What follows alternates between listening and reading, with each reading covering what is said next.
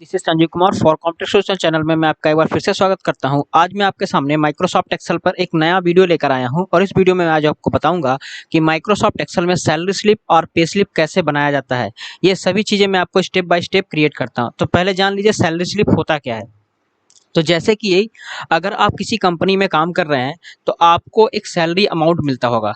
तो उस अमाउंट में कितनी सैलरी आपकी बेसिक होती है, कितना आपका सैलरी में से कुछ भाग कट जाता है, तो वो सभी चीज़ें मुझे उस स्लिप में मिल जाएगा देखने के लिए। तो अगर आप एक नौकरी पेशे वाले व्यक्ति हैं तो आपको सबसे बड़ा और सबसे ज़रूरी डॉक्यूमेंट होता है आपका सैलरी स्लिप। इसमें आपको कितना पैसा मिलता है, कितना आपके सैलरी से कट जाता है, क्या-क्या आप चीज़ जोड़ के आपकी सैलरी को बनाया जाता है और क्या-क्या डिडक्शन होता है आपकी सैलरी में, वो सभी चीज़ें आपको इस स्लिप में मिल जाता है। तो अगर आपको ये डॉक्यूमेंट कहीं लगाना हो या किसी को देना हो तो आपको क्या करना पड़ेगा, अपनी कंपनी में जाके अपनी कंपनी से एचआर से सैलरी स्लिप मांगना पड़ेगा।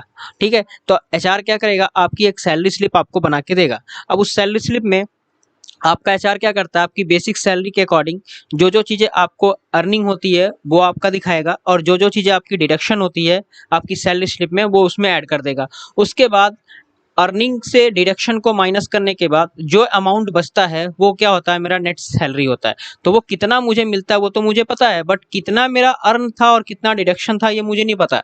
बस मुझे अर्निंग वाली पता था कि ये टोटल अर्निंग मुझे इतने मेरे अकाउंट में आया है। तो अगर आप ये पता करना चाहते हो तो आप अपनी सैलरी स्लिप मांगो, आपको पता चल जाएगा। और अगर आपको सैलरी स्लिप नहीं मिलता तो आप अपने एचआर से कांटेक्ट करके उससे आप अपनी सैलरी स्लिप जनरेट करा सकते हो। तो यही सारी चीज़ें हम एक्सेल पे कैसे सैलरी स्लिप बनती है उसके बारे में सीखेंगे। तो चलिए स्टार्ट करते हैं वीडियो और देखते हैं कि हम माइक्रोसॉफ्ट एक्सेल पे सैलरी स्लिप कैसे क्रिएट करते हैं। वीडियो स्टार्ट करने से पहले अगर आप मेरे चैनल पे नए हैं तो मेरे चैनल को सब्सक्राइब कर लीजिएगा, वीडियो को लाइक करिएगा, शेयर करिएगा और कमेंट करके बताइएगा ये वीडियो आपको कैसा लगा। और जो भी चीज़ें आपको नहीं समझ में आए नीचे कमेंट बॉक्स में आप मुझे बता दीजिएगा, मैं उसको आपको दोबारा समझा दूंगा। और अगर आप मेरे फेसबुक और इंस्टाग्राम चैनल पे फॉलो नहीं किए तो आप उस पर जाके फॉलो कर सकते हैं। तो चलिए स्टार्ट करते हैं वीडियो और देखते हैं माइक्रोसॉफ्ट एक्सेल पे सैलरी स्लिप कैसे जनरेट करते हैं। हम आ गए हैं माइक्रोसॉफ्ट एक्सेल पर और यहाँ पे आपको दिख रहा होगा एक फॉर्मेट मैंने बनाया सैलरी स्लिप का, जिसमें यहाँ पे कंपनी का नाम, पे स्लिप किस मंथ का है, employee ID, employee name, department, working days, earning, deduction, net total deduction, net salary और gross salary, signature of employee और मैनेजर का। इस तरीके का फॉर्मेट आपको क्या होता है, एक सैलरी स्लिप मिलता है। ठीक है, तो ये सभी चीज़ें हम यहाँ पे बना लेंगे। बनाने के बाद अपना ये सारा कैलकुलेशन यहाँ पे करेंगे। तो कैलकुलेशन कैसे करना है वो मैं आपको समझा देता हूँ। यहाँ पे देखिए अर्निंग है, जो जो नाम यहाँ पे रखा है वो सारे नाम आपके यहाँ पे लिखे हुए हैं। कितने कितने परसेंट आपके चार्ज होंगे वो सब मैंने यहाँ पे लिख रखा है आपको समझाने के लिए कि एचआर कितना परसेंट है, स्पेशल अलाउंस क्या है, मेडिकल अलाउंस कितना है, अदर अलाउंस क्या है, कन्वेंशन कितना और इंसेंटिव कितना है, ये सब आपका यहाँ पे लिख रखा है। डिडक्शन कितना है, प्रोफेशनल टैक्स है, इनकम टैक्स और पीएफ कितना है, वो सब मैंने यहाँ पे लिख रखा है। यानी जो सैलरी मेरी टोटल होके आएगी उसमें से ये डिडक्शन मेरा हो जाएगा। उसके बाद जो टोटल सैलरी मेरी बनेगी वो कितनी बनेगी वो मुझे पता चल जाएगा। तो चलते हैं और देखते हैं कि इसको हम कैसे अपने सैलरी स्लिप पे अप्लाई करते हैं। तो यहाँ पे सबसे पहले मेरा जो बेसिक अमाउंट है वो है 15,000 रुपये, वो मैंने लिख दिया। ठीक है, अब 15,000 रुपये का एचआर मेरा कितना परसेंट है, 25%, यानी 25% मुझे एचआर निकालना। तो इक्वल का साइन लगाएंगे, बेसिक सैलरी गुड़े 25%, और जैसे ही हम कीबोर्ड से एंटर करेंगे तो यहाँ पे मेरा 25% एचआर निकल के आ जाएगा बेसिक सैलरी का। उसके बाद अगला है स्पेशल अलाउंस। स्पेशल अलाउंस कितना है, 10% है बेसिक सैलरी का। तो बेसिक सैलरी गुड़े यहाँ पे 10% एंटर करेंगे तो यहाँ पे मेरा 1,500 रुपये आ जाएगा। उसके बाद मेडिकल अलाउंस कितना है, 5%, तो इक्वल बेसिक सैलरी गुड़े 5%। तो यहाँ पे मेरा मेडिकल अलाउंस भी आ गया। उसके बाद अदर अलाउंस भी मेरा 5% है, तो यहाँ पे जाएंगे गुड़े 5%। तो यहाँ पे मेरा मेडिकल अलाउंस भी 5%। अब कन्वीनियंस कितना है, 10%, तो यहाँ पे इक्वल बेसिक सैलरी गुड़े 10%, तो यहाँ पे मेरा 10% आ गया। अब इंसेंटिव कितना है, वो भी 10% है, तो इक्वल बेसिक सैलरी गुड़े 10%। तो यहाँ पे मेरा ये आ गया। अब इसका सबका टोटल जो है वो यहाँ पे करना है मुझे। तो हम क्या करेंगे, यहाँ पे इक्वल का साइन लगाएंगे, SUM लिखेंगे, ब्रैकेट इन सबको सेलेक्ट कर लेंगे और ब्रैकेट को क्लोज कर देंगे और जैसे इंटर करेंगे तो टोटल अमाउंट हमारा आ गया 24,750 रुपए। यानी ये जो है ये मेरा ग्रॉस सैलरी है, बेसिक सैलरी और बाकी इन सबको जोड़ने के बाद जो मेरी सैलरी बनती है वो 24,750 रुपए बनती है। अब मुझे क्या करना है, डिडक्शन करना है अपनी बेसिक सैलरी के इस ग्रॉस सैलरी से निकालना है।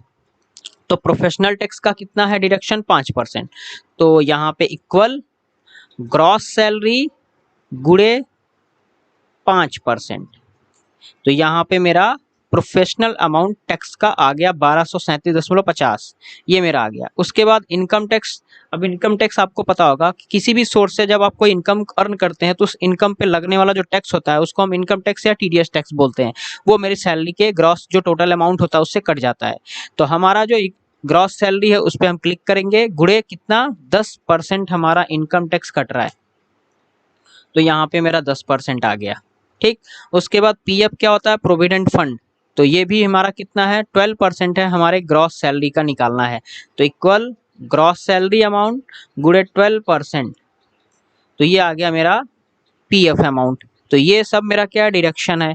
तो ग्रॉस सैलरी और डिडक्शन, तो टोटल डिडक्शन कितना हुआ, तो यहाँ पे इक्वल करिए सम ब्रैकेट, इन सबको सिलेक्ट कर लीजिए और ब्रैकेट को क्लोज करके एंटर कर दीजिए। तो आपका जो टोटल है 6,682.5, यानी ये जो है वो आपका टोटल डिडक्शन इतना हुआ है।